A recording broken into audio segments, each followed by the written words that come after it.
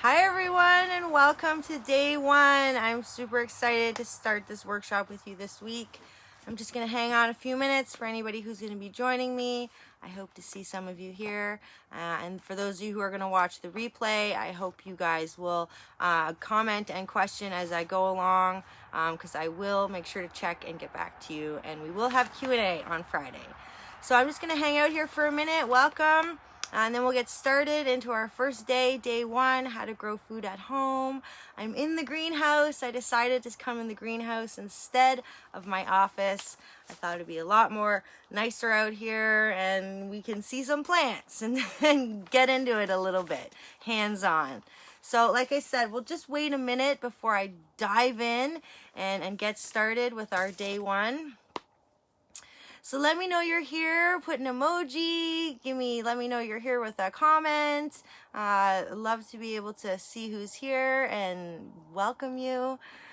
So I hope you guys are having a great day. Looks like it might rain here, but generally it's been pretty good weather up until this point. But I'm in the greenhouse, so it's okay. I'm just gonna sift forward here for a moment.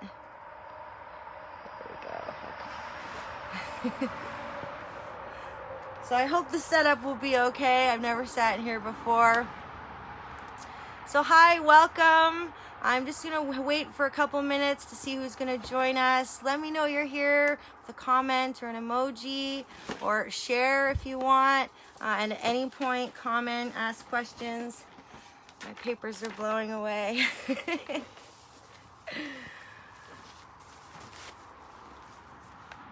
I got the door open because it's nice and warm in here, but I don't want to be too stifling. In fact, that's why I chose this greenhouse, even though it's not finished, because my other greenhouses, even though they're full, it's really hot and warm in there.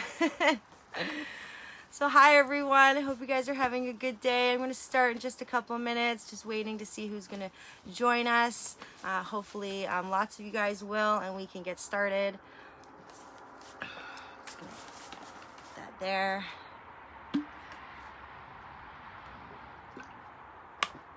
A new water bottle my daughter bought me because she broke my other one. And in fact, if we're lucky, she might come out in a little while and bring some of her little baby ducks to show us. I told her she could, so we'll see. Hopefully she does. How's it going, you guys? How are we today? How's your weather wherever you are? I hope it's good. I'm super excited that it's not raining or snowing. All right, I gave you guys 3 minutes. All right, well, welcome everyone. So for those of you who are new to the group, welcome to the group, welcome to our community. I hope you'll stay with us after the workshop is over. I have lots to share, and I'm going to be continuing to share after this is over, beyond just growing food. So I hope you'll stay with us and be part of the community, share, comment, like, whatever. So welcome to the group and welcome to our day one. So my name is Megan Lane. I'm a nutrition coach and a sustainable lifestyle teacher. But more importantly, I'm a mom and a wife, and I live off the grid in Homestead and have for over a decade. My family and I try to be really sustainable in our lifestyle and our choices, and for me with my health and my plant-based nutrition. But for me, health starts right here in the garden, right at home. And that's why I really wanted to do this workshop for you guys and with you guys, because growing food, I think, is an essential skill. I don't know if you guys agree, but I think it's an essential skill that we should all have a little bit of knowledge about, and we should be teaching our kids, just in case things like this happen. We can be prepared, and we can be able to feed and nourish ourselves and our families and maybe our communities as well, depending how much of a green thumb you have. So I, myself, and my family, we provide mostly for ourselves, but we do try to sell some at the side of the road for a good price so people can get plants into their garden right away. I generally don't sell my produce because once it's picked and harvested, I process it one way or another. So growing food is really important to me and my life, and I really hope you guys are going to get started on a garden if you haven't already this year. Tomorrow we're going to get more into some gardening. Today I'm going to be a little bit just talking and going over the worksheet that I posted. I hope you guys get a chance to check it out or print it out or have a copy of it, because the answers are actually for you to help you make a plan for this year to grow food for yourself and your family. So check it out. I just wrote mine out because my printer cacked on me, of course. Just in time. So I got halfway through my printing and it just, yeah, the black went. So I had to write it all out myself. So I have the worksheet right here written out. So I hope you guys will get it. Because like I said, the answers will be for you to help you with your garden and your plan and what it is that you guys are wanting to grow and do. So hello everyone. I see there's more of you joining at any point. You can feel free to comment. Let us know you're here with an emoji or say hello. And like I said, feel free at any time to just chime in, ask a question. If I missed your question or I can't answer it right now, I am going to do Q&A on Friday and maybe even on the weekend. So if any of you guys have questions that I can't answer on the spot, we'll come back to it on Friday, and I promise I will have answers for you or point you in the direction where you can get answers. So let's get right into it. And like I said, anytime you want to comment or put something up there, go right ahead. So this is my new greenhouse. It's incomplete right now, but it's the biggest one and has the least amount of stuff in it, so that's why I decided to come in here. And all these plants behind me, these are all our rescuers because things happen, and we had a little bit of cold snap and lost a bit, and my cat got into a few things as well. So everything in here is kind of in rescue mode, and the other greenhouses are filled up with stuff that didn't get wrecked or damaged. So when we're thinking about our garden, before you even get into it, I don't know where you guys are in your climate or your area, but it's cold right here where I am. It's a northern climate in East Coast Canada, and I can't put anything out until mid-June. So for me, being able to grow in a greenhouse or even inside is really helpful and gives us a lot more options for growing, because there's not always availability at the garden center, and we don't always have, a hell of a lot of money for that. It can be expensive. So first, if you guys got the worksheet, the first question on there is, what are your garden goals? And I just want you to generally think about this. I know we're talking about food, but maybe your garden goals are not just food, and I really want you to think about that, because when we're planning our garden, food for me is the most essential thing, but maybe it's not for you. Maybe you want to do more medicinal herbs. Maybe you're looking just for a salad garden, or maybe you really want to have an abundance like I do so you can preserve. Whatever your goals are, make sure that you know what they are before you start planning your garden. So I just want you to take a second and think about that. And if anybody wants to share with us what your goals are before we get into the nitty-gritty, that would be fantastic. I would love to know what your goals are. So I'll give you guys a minute. It is a little dry in here, so I'm going to drink as much water as I can. I'm going to splash it on my face as well. Well, you guys are going to answer. So growing food, like I said, is really important, and I want you to think about what food do you want to grow and why. Why do you want to grow this food? Because when I started my garden, I wanted to grow lots of kind of ridiculous things that I thought would be really cool to grow. I could try them, but at the end of the season, it either failed, I didn't get any abundance of it, or it just was really a waste of time and effort. So I really want you to think about what you're going to grow and why you're going to grow it. Is it just for beauty? Is there a specific reason you're going to grow it? And these are all things when we're planning our garden that we have to think about, so we're not just mindlessly planting all kinds of things and not getting as much return and reward as we hope for at the end of the season. I remember my first garden, I planted a whole bunch of carrots and nothing else. So all I had was carrots, and I literally only had maybe a dozen of them. So that wasn't going to feed anybody but me. And that's why when we're planning our garden for food, we should be thinking about exactly what it is we want to grow and why. And I don't know if you guys are agreeing with me, but that's how I plan my garden. And in fact, here somewhere.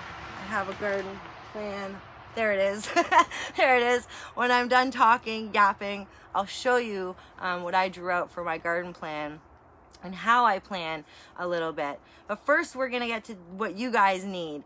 So what are your garden goals first and foremost, and what do you want to grow and why? Because it's really important to know why do you want to grow that particular thing.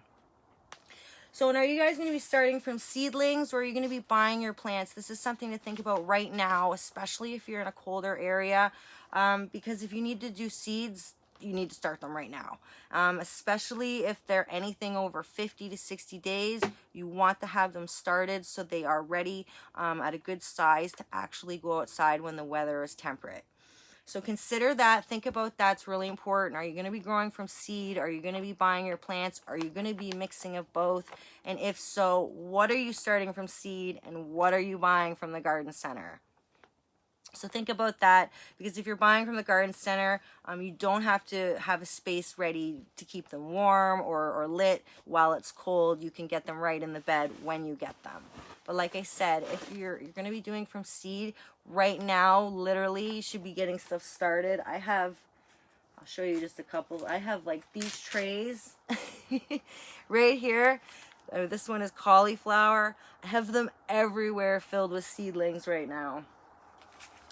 So, and there are a few things that I recommend starting first.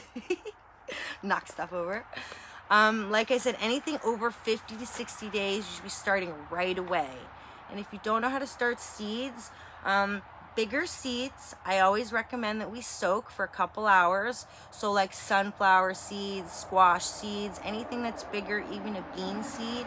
I like to pre-soak them for at least a few hours, overnight even sometimes, and then I put them in something like this, shallow, with some moist aerated soil in there. This is just potting soil with a little bit of compost mixed it in. I don't give it any extra nutrients or anything until it's big enough to have like nice root system on it, and then you can give in extra fertilizer. But for now, just a little compost and potting soil for your seeds should be good. If they're little teeny seeds, you can put them right in the soil, but make sure you're keeping everything nice and warm and it has good sun once they start to sprout out of the soil. So think about that if you're starting from seeds, or if you're going to be buying. That's important for when you're planting. Stuff blowing around out here.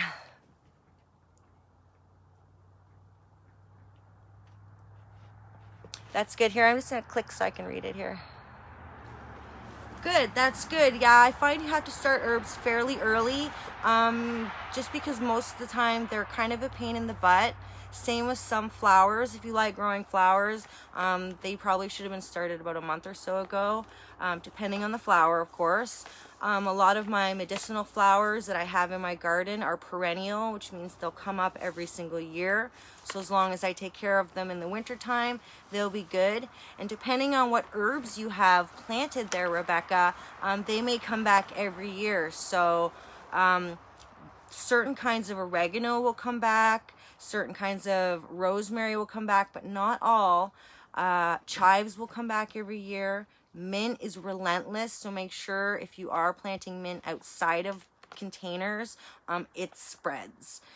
So depending on what you're planting, a lot of those herbs are going to come back every year, as long as you in the winter time take your containers and put them in a nice spot. And if they're in your beds, they should be fine. So that's great that you started already.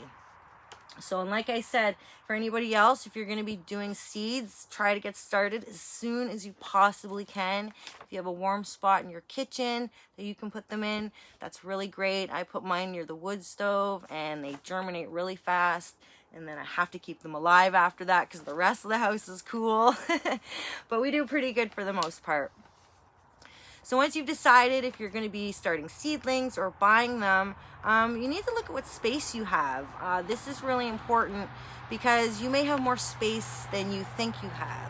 So taking a look at the space that you have outside as well as inside, and spaces that you can create and to maximize is really important when you're planning out what you're going to be growing, so you can decide how much you're going to grow, which way you're going to grow, and we're going to get into some different methods in a few minutes, because there's the traditional way to grow in rows with plow and till, but that's only one way to grow food, to grow anything really. So knowing what kind of space you have and maximizing it to its fullest potential is what you want to do, because even with a small little garden, you can really get a lot of food and a lot of abundance out of it. So if anybody wants to get into detail with their particular space they're not sure how to use, we can do a session off camera if you want, just to put that out there for anyone. I have no problem giving you guys a one-on-one for if you're just really not sure on how to plan your space. But for a general space in a backyard, let's just say a regular in-town backyard, you can really get more than just a bed's worth of food. I mean, you can grow up, down, in containers. There's so many different ways to grow food in smaller spaces. And of course, if you have large spaces, I encourage you to maximize that space to your fullest potential, even if it takes you 10 years to fill up. We don't need grass, so get rid of the grass and put in some healthy landscaping that can feed you and provide beauty and medicinal. So depending on your space, really think about how you can maximize it and get the most out of it. That's really important, I think. So every time I need to click, I'm just going to stop for a minute just so you guys know, because I want to make sure I'm reading everything.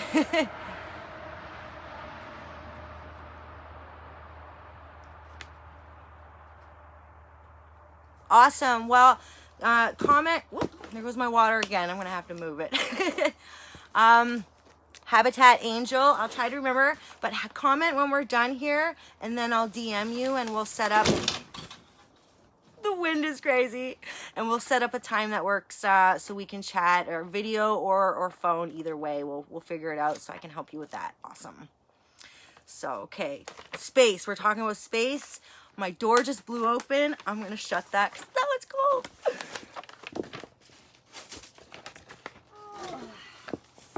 All right, hopefully it'll stay. I have to lock myself in if I want to lock it. I told you, it's under construction. Good times at the homestead. Good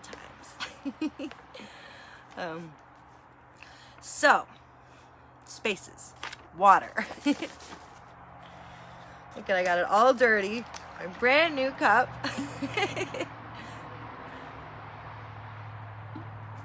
Yeah, absolutely. We'll get a game plan going for you so you can maximize your space and what you're growing, and depending where your area is, we'll talk a little bit about that, because not everything is going to grow where you are. And I'm experimenting myself right now with some cantaloupe because I'm in a colder climate.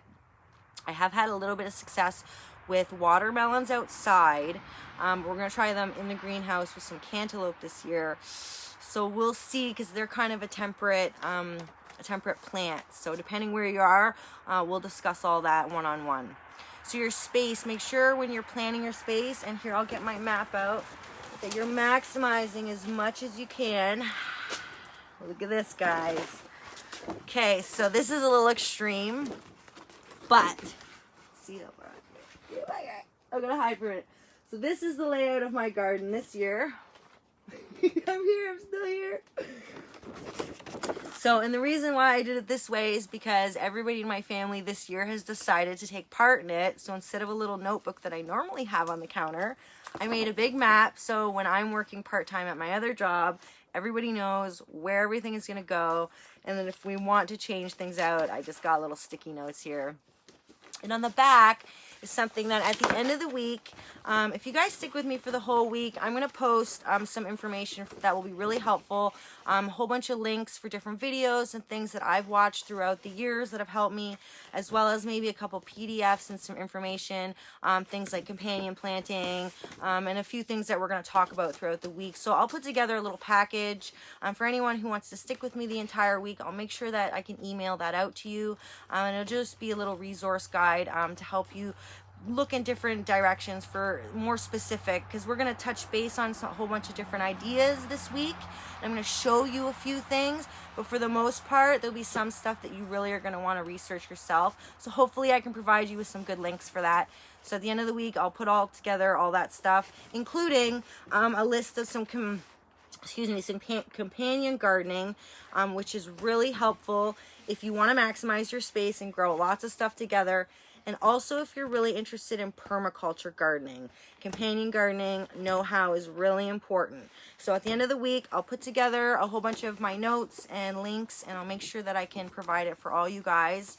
So you don't have to make a good, huge plan like this, or a big plan like this, but a little notebook and a little sketch of what you think you want for your garden, how you can maximize your space. I really encourage you guys to do that. And I hope by the end of today, day one, you guys will be able to sit down and lay out a plan for yourself. So hopefully you'll be able to get in right away and get started with your growing food adventures.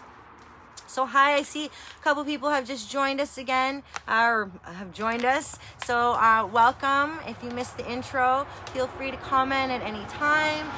Send us an emoji or let us know you're here. However, and if you have questions or, like I said, comments, feel free to post them. I will try to address you as soon as I can.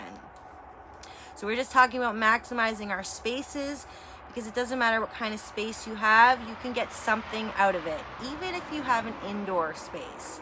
So really think about that. Look around your home. This, a month ago, was a shed. That's why it's incomplete, because they just spent a few weeks tearing off everything, adding plastic, building these boxes down here, and we're slowly getting the rest of it put together. So like I said, look around your home. Maybe there's spaces you're not using outside or inside that you could use for growing food. So I hope you guys are writing down some of these answers for yourself, because it's going to help you at the end of the evening sit down and get a plan going for yourself, so you can start literally right away. And I know some of you have already started, and I think that's fantastic. You guys are awesome. All right, so maximizing your space. So the next question is, what does your family eat? Fruits and vegetable wise, obviously. And I want you to think about this, because as I said before, when I started my gardening, I didn't think about that. I just kind of bought the things that looked cool, that I thought would grow neat, or that I wanted to try. And at the end of the season, I didn't really have any food. I just, a few salads, a few things to try.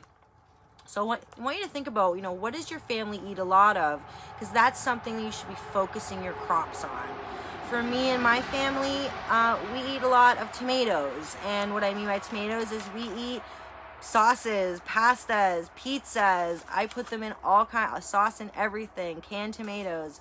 So for my family, growing a lot of tomatoes is really important, because we're going to preserve them and we're going to use them for multi-purpose things. And that's the other thing to consider about the things that your family eats, is if they eat a lot of potatoes, this is also something that you can grow a lot of, but have a lot of uses for as well. So think about that when you're planning your garden, growing food that you're actually going to eat, you're actually going to be able to do something with, because you really want to have more than just a salad's worth of food when you're putting in all this time and effort.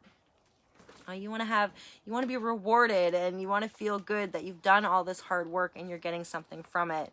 And plus, if you guys can preserve stuff, your garden lasts throughout the season, the next season. And trust me, it is awesome. I don't know if anybody of you guys can or preserve, but I love going into my pantry in like January and pulling out some stock that I made, or the carrots that were in the garden. Like, that is just, I'm like, I grew this. It's exciting, and it tastes better, and I feel like it's healthier. So canning and preserving is super important for my gardening adventures, and I hope you guys are going to think about that too. That's something I'm going to be doing at the end of the season. We're going to be doing some canning and preserving together. So I don't know if any of you guys do that now, but we're going to be doing it together. Hopefully you'll join me. Maybe we'll do some jam in about a month. And then in August is when I really get into pickling and all the vegetables and all the good stuff. And I don't eat meat, but I have some good tips for people who want to experiment with canning meat. I've done lots of it, and there's some good and some bad tips I could give you. So maybe later in the season we can get into the harvesting and canning a little bit more. So make sure you're growing the food that you're gonna eat. Like I said, that's so important. You know, if you guys only eat 1 cucumber a week, don't grow 30 cucumber plants unless you're gonna sell them or pickle them, because it just doesn't make any sense. They're gonna go bad. You're gonna have to compost them or waste them in some way or give them away. So don't grow what you're not gonna eat. There's just no point. And it's a waste of time, I think, especially when you're growing food.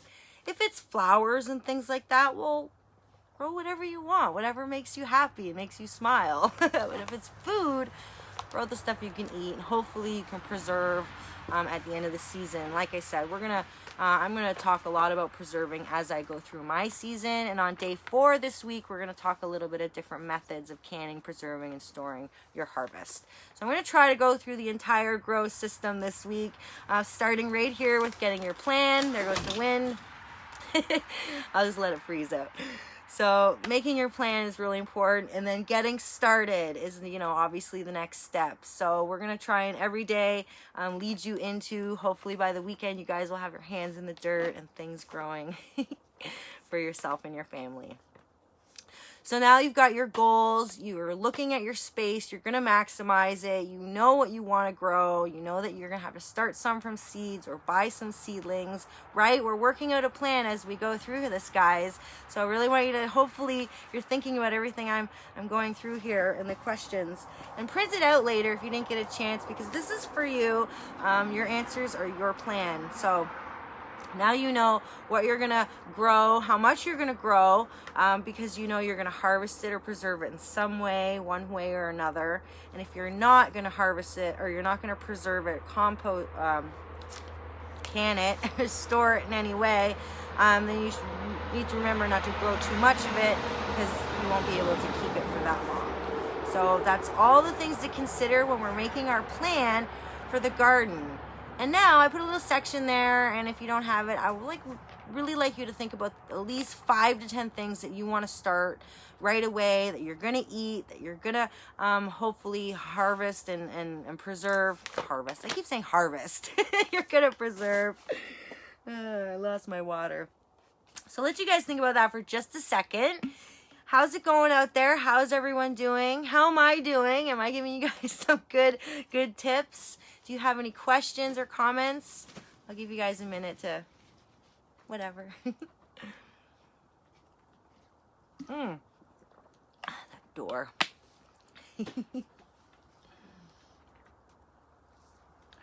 All right, so I'm hoping you guys will really have a plan for your garden, what you're gonna grow. So really write down a few things that you want to grow. And like I said, if you're not sure about whether you're gonna get seeds or seedlings, with your little list of the things you want to grow, look around at your store now. If you already have seeds, see what you have. Some things, in case you didn't know, you can grow right at home. I made a post the other night. I cut some potatoes that were growing. I bought fresh peas and they were growing. And they're going in my garden. So if you have things at home that are already sprouting and growing, put them in a glass of water and get yourself started just like that. Easy peasy. Onions, green onions will regrow, all kinds of things. So, and I want to go over with you guys some different methods for growing in your different spaces, because like I said, you may have a huge space, you may have a teeny space, maybe you don't really even have an outdoor space at all. So I really want to give you guys a few different options to think about while you're planning how you're going to fill up your space with the food that you're going to grow. So obviously you guys all know about the traditional till, the rows, the regular garden. Nothing fancy, just, you know, rows of corn, rows of peas, rows of carrots, whatever. So that's your traditional gardening method that many people do. And for me, I did that for years, and I really found that I couldn't get as much yield that I thought I could if I were to put things a little closer together, not have 2-foot rows. And I thought I could maximize my water, which is really important for me being off the grid. So that's why permaculture is really important for me in my homestead. I'm going to show you guys a little bit about that. Maybe if we have time today, if not tomorrow for sure. So you have your traditional rows for sure. That's anybody can do that. You plow it out, you put your seeds, you water it. Good to go. You weed it, but like I said, for me, that's not going to give me the maximum yield for my garden that I really want. And it's also not giving you the beneficials that help our garden when you do things like companion planting, things like beneficial pests that deter other pests, beneficial critters, believe it or not, that keep away those nasty pests, and just other things too. Certain plants help other plants just by their odor alone, and they keep away things, and they protect things. You know, if you plant celery in between tomatoes, you're giving it shade on the ground, which keeps it extra moist. So things like that for me, I want to maximize my space. So traditional gardening is fantastic, but for me personally, it doesn't work for my needs. But if you have a space that you can just put out some rows and the equipment, go for it. So that's one method. Other methods are traditionally like raised beds, and you guys have seen all kinds of raised beds. There's excuse me, just like this, where you have box frames and you fill them up with compost and dirt. You can have box frames like this where you do it like a hugel mound structure, which is what we've done for most of our other beds. We just happen to have an excess amount of peat moss this year, so we filled that up with peat moss and compost. So raised beds can come in many different forms. You can also have like the glassed in ones for seasonal. So raised beds is a good option, especially if you're in the city, if you have lots of critters, if you need to fence off little areas at a time. Raised beds is a really good option. And raised beds, just mixing them in with your garden is a good option too, just for aesthetics and having different layers in your garden. So consider that. If you're not sure why you need a raised bed, you could use it just for layering and landscaping. So the traditional gardening, like I said, raised beds, and then we have things like this, like greenhouses, hoop houses, cold frames. These are all things that you can use for prolonging your growing season or getting an early start like I am. Mostly my greenhouses, because they're not heated, well, one is, but it's really, really small. This extends my season more than it actually gives me in the beginning because I grow inside. But like I said, you can use different frames for different reasons. I have a hoop house, which I'll show you tonight, or I'll show you after tomorrow. You've seen the posts, I'm sure. That won't stay all season, but right now it's perfect for starting some seeds and getting a few of my babies started. Hi! We have a guest.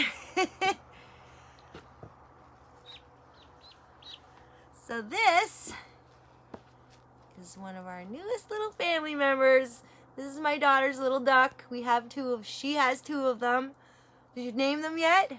One's name is Jenny. Jenny. This is Jenny, everyone. Isn't it just the sweetest little thing you ever seen? Hi. Hi. She's a little nervous. Thank you for bringing her out. You're welcome. So she has 2 ducks, and then my husband got 8 chickens out there, which I myself don't eat, but they eat the eggs, and isn't it cute? Oh my gosh. They're in the house right now because it's too cold out here. But he got 8 birds for eggs, which he sells a little bit, and they eat. I don't. I'm plant-based. But I do use their poop because it makes great fertilizer. I know, right? Oh my gosh, he's so cute. I guess Jenny and Forrest, that's their names. Oh, they've been through about 4 names in the past 2 days, so We'll see if that's the name tomorrow. But they're in the house in a little tote right now, next to the wood stove, because they're you've seen, they're I think 3 days old now, 4 days maybe, yeah, 4 days old. So soon enough they'll be quacking away out here, eating all our bugs for us, and I'll have lots of videos and pictures for you guys. So if you stick with the group, you'll see the posts. Oh goodness! Oh, that was nice of her. I told her she could, but I didn't think she was gonna. Cool. All right, so we were talking about different methods for your different spaces. So traditional and raised beds, greenhouses, hoop houses. These are all really good for early starting and extending your growing season. Container gardening, as already mentioned, container gardening can be for any space. It can be for small spaces, large spaces. I often dot containers throughout my garden for different reasons. So container gardening in small or large spaces, I highly recommend for certain things, especially things that are like spreaders, like mint. Mint is invasive, so if you don't want it to be creeping and crawling around your entire garden bed, but you want to put it out there to help deter pests and stuff, which is really good for, put it in a pot, in a container. That way you can, move it around or take it out at the end of the season. So container gardening is a great method for gardening in any space, and you can literally grow everything in containers if you have to. If you don't have any dirt or soil to plant in, you're not allowed to put a raised bed, container gardening is great. There's all kinds of methods. And of course, that leads me into my other growing methods. Here, I'm going to get a drink. But growing up, down, and all around, seriously, in containers is awesome. So what I mean by that is, I'm sure you've all seen, if you haven't, the upside down tomato hangers. Well, there's all kinds of things that grow like that.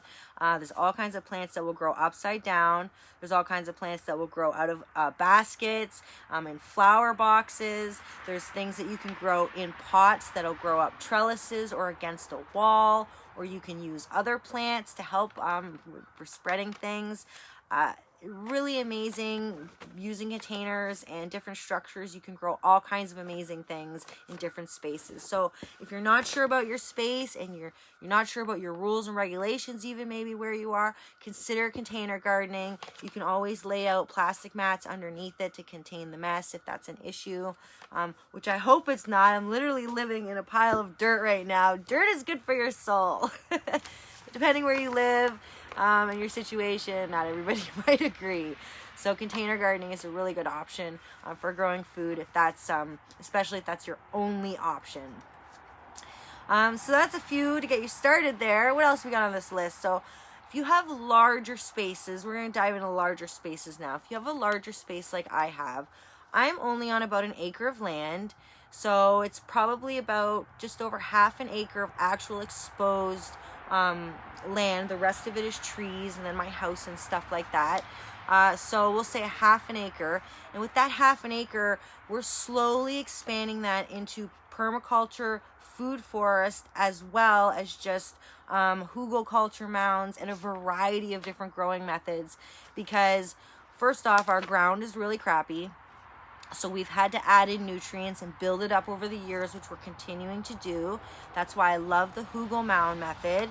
I posted a few things about it. Anybody who wants to know more information about it, I put it in the last newsletter. So if you're not a subscriber, make sure you send me your email, and I'll make sure you get both of those, last month's and this month's newsletter.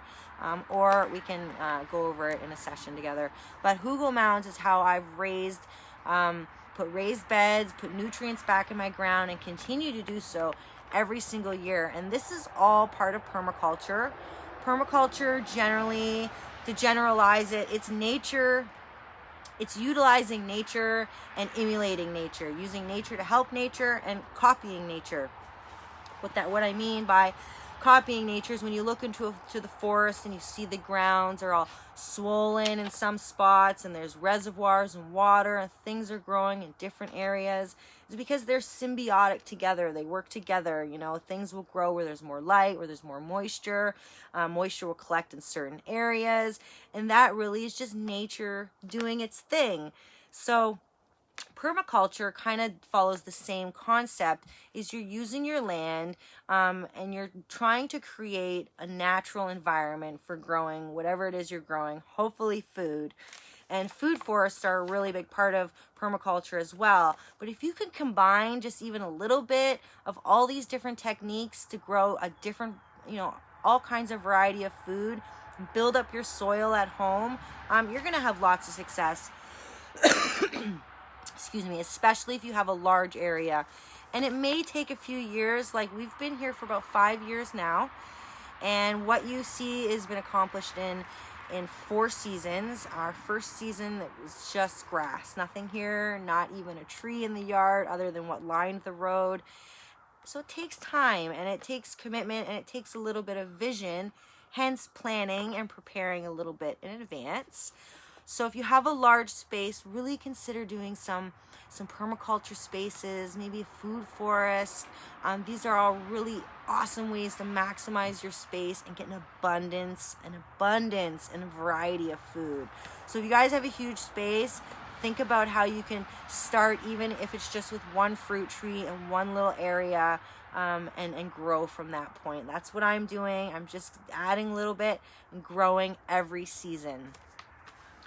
So hi, I see some of you have just joined us.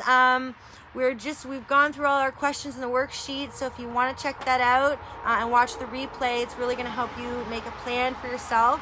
And if you have any comments or questions, I see some of you, I know you here, just anytime chime in. And if I miss you, we're going to do it on Friday Q&A and recap on everything. Right now we're talking about different methods of growing in different spaces, and I'm talking about larger spaces right now because some people have a huge space they don't know what to do with, and they end up centralizing their garden right against the house or just in one little corner, and then they're mowing the rest of the yard. So permaculture and food forest, growing food, is really awesome, and it takes time, it can take money, but it's worth it, because at the end of it, you're gonna have so much food growing seasonally. It's gonna be amazing. So think about that if you have a large space that you own and that you're allowed to do something with like that. Really plan a long-term garden. I really encourage that for large spaces, and this way it also helps you build up the soil, because as we know, our ground, especially here in North America, like, we have raped the nutrients out of the ground from industrial farming. So any time that we can just put back, even if in our own properties, is really going to benefit us. It's going to benefit nature around us, and it's something that we should just all be doing in general with composting, which is something we're going to talk about on Wednesday. So think about all the different ways that you can maximize your space, make it sustainable and self-sufficient at the same time. So other methods for gardening that you guys might not know about are things in traditional gardens, and one of them is called a back to Eden garden.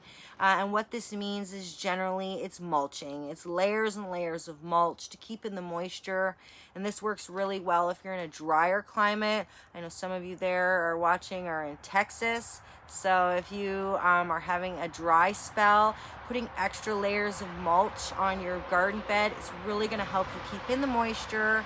It's going to help keep bugs away as well, and it's going to keep your beds nice and warm underneath the soil.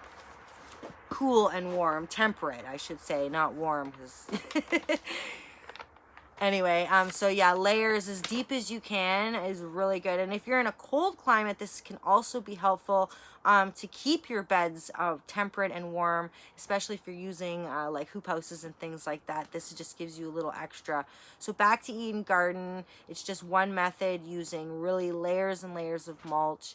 And mulch is awesome to put in your garden anyway to help keep in moisture and keep the critters and pests down a bit. So I highly recommend, if you can mulch even just a small layer, no matter where you are, a little mulch goes a long way. But in those really warm and colder climates, a thick layer of mulch is a really good idea. So, and other gardening methods for these climates, for any climate really, it could be straw bale growing. You literally get a bale of straw and you know, carve out a little bit and you put your dirt in there and your plant in there, and that way it's creating its own ecosystem, its own warm temperate environment. You're not digging up anything. Of course you need a lot of bales and you need a lot of space for that, but that's just another way if you're unable to dig, or your ground is really clay or full of shale, like mine is full of shale because I'm close to the ocean. So these are all different ways that you can grow food at home in different temperatures, different spaces, and with different resources that you might have available. So some of you might have access to more wood chips, or you know, bales of hay or straw, I should say, than somebody else. So use your resources as well to help you in your space, in your climate, in your area. And like I said, if anybody really needs some more specifics about where you are or your space, make sure you let me know so we can book a session for free, of course, and I'll help you lay out a plan for yourself in your garden space, because I really want you guys to have some food growing in your space this year, because I know the country's opening up a little bit, but we don't know what's going to happen. And let's be healthy at home with all, you know, good and nutritious food, right? So like I said, make sure if you need a hands-on with that, you let me know. Indoor gardening is something that a lot of people don't consider when they're wanting to grow food for their family. But I want you guys to really think about that for a minute, because a lot of us live in houses with spaces that we don't use. And these spaces could be filled up with little, small and large growing.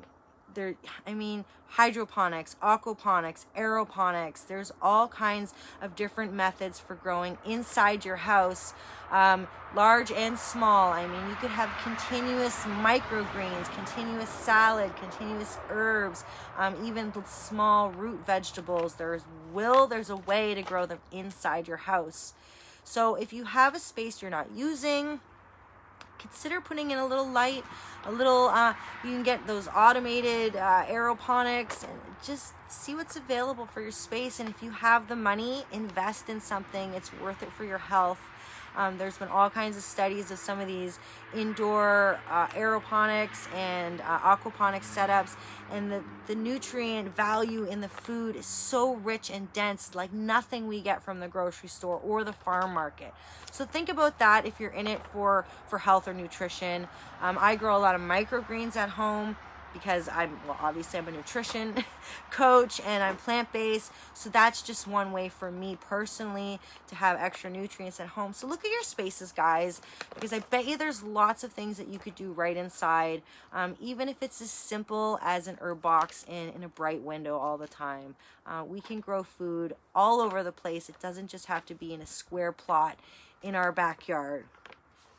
And the last one I want to touch base on, I think I hit over 10 already for you guys. I told you to write down a few because I want you guys to think about how you can use your space. The last one is actually vertical gardening.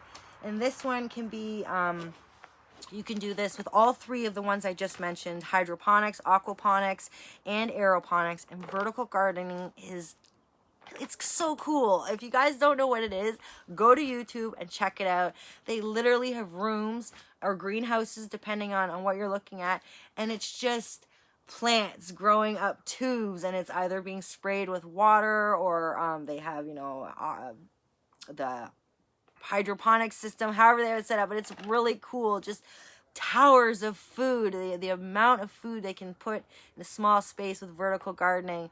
And you guys can do vertical gardening at home as well. There's all kinds of small, simple setups that you can make or buy. And of course, you can make trellises, and things will grow up out of containers like I mentioned before.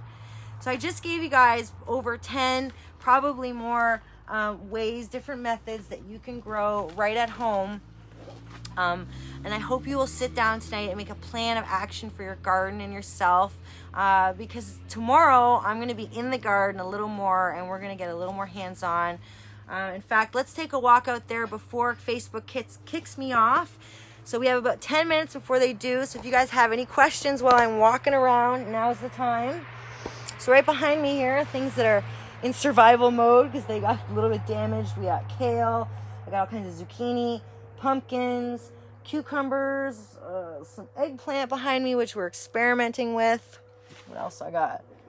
Brussels sprouts, all kinds of good stuff. So let's head out to the garden for a minute and we'll just show you what's going to happen here tomorrow. I don't think I'll lose my signal, so we won't go too far. Okay, so tomorrow we're going to go in the hoop house a little bit. I'm going to show you what's going on in there. Not much right now, but we're going to go through the hoop house. I'll show you a little bit of the structure. We're going to build a little bit of a structure together tomorrow.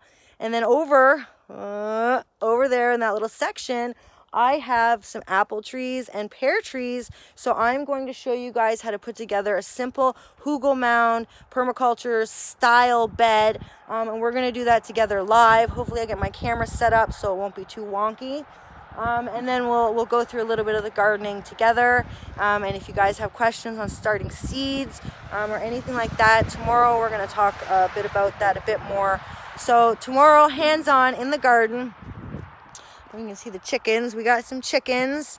They're going to fertilize the heck out of my garden. No, they're all hiding. They're in that house there.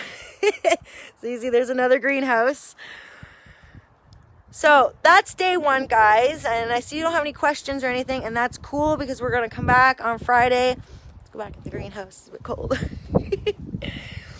So we're going to come back on Friday. Same time. It's going to be same time every single day. 3 p.m. And like I said, if you guys have any questions, if you want to book a session so we can do like a personal one-on-one planning for yourself and your space, let me know. That would be awesome. I would love to help you guys. So shut my clock. I know they're going to kick me off in a minute. So thank you guys so much for joining me and in my greenhouse. And tomorrow we're going to be outside and I'm going to be a little more hands in the garden and hopefully show you guys some simple, easy ways to just get some beds going and structures for yourself so you can get those plants in soon. All right, so thank you, like I said, for joining me today. I hope you guys will join me tomorrow for day 2. And like I said, any questions, anything like that, you reach out to me at any point, leave comments on this feed here. I will make sure I get back to you. So you guys have a great evening. Get your plans ready. I'm going to ask you guys tomorrow if you've been making your plan for your garden. So go through those questions, really answer them and ask yourself how you can maximize your space, how you can get the most out of your garden for you and your family. And think about it in great detail. Okay, guys? I'm going to be asking you tomorrow. So I hope you guys will have a plan of action for yourself. And have a great night, everyone. And we will talk to you again tomorrow, same time, 3 p.m. Have a good one. Bye.